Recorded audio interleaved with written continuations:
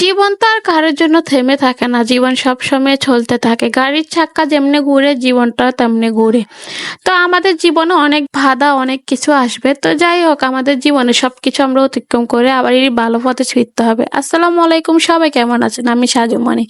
আজকে অনেকদিন পরে আমি আমার হাজবেন্ডকে নিয়ে একটু গিয়েছিলাম, যেহেতু আমার শাশুড়ি চট্টগ্রামে, তার সাথে দেখা করতে। বাট তাকে নিয়ে বেড়াতে যাব আমার জালাদের বাসায়, সেই জন্য আজকে যাচ্ছি আমি আর আমার হাজবেন্ড।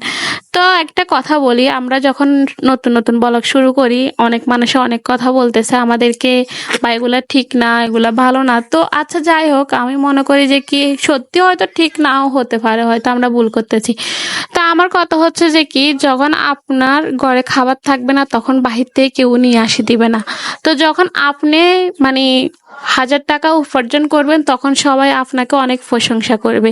তো সব মানুষই এরকম, যেমন আপনারা ভালো কিছু করবেন তখন প্রশংসা করবে, যখন আপনার জীবনে কিছু থাকবে না তখন সবাই আপনাকে নিয়ে ট্রোল করবে।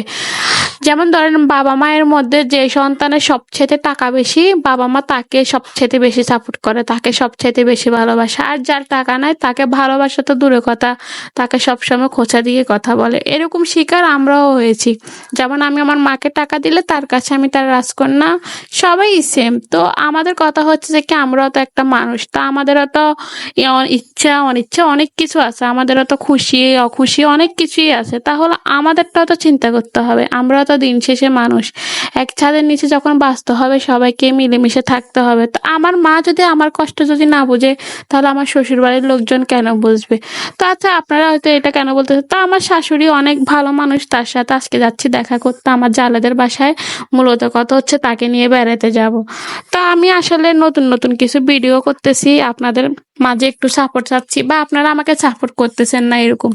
তা আমি মনে হয় যে কি আসলে ভিডিওটা কন্টিনিউ করতে চাইতেছি। তো আমার কথা হচ্ছে যে যাই বলক না কেন, আমি কারো কথাতে কখনো কান দেব না। সবাই অনেকজনে অনেক কথা বলবে, কিন্তু সবার সব দিকে যদি মনোযোগ দিই তাহলে জীবনে কিছুই হবে না। তা আমার মনে হয় যে কি, সারা জীবন অন্যের গোলামি করার চাইতে নিজে কিছু করা অনেকটা ভালো। যেমন আমার হাজবেন্ড বিজনেস করেও সে বারবার বিজনেসে ধোঁকা খাচ্ছে, কারণ মানুষ হচ্ছে বেঈমান। এখানের মানুষ সবাই হচ্ছে লুবি, এর টাকা এ মেরে খেয়ে ফেলতেছে, ওর টাকা ও মেরে খেয়ে ফেলতেছে। আচ্ছা যাই হোক, পরবর্তীতে আপনাদের সাথে পুরো কথাটা শেয়ার করবো। আজকের মতো বিদায় নিচ্ছি। ওকে, আল্লাহ হাফেজ।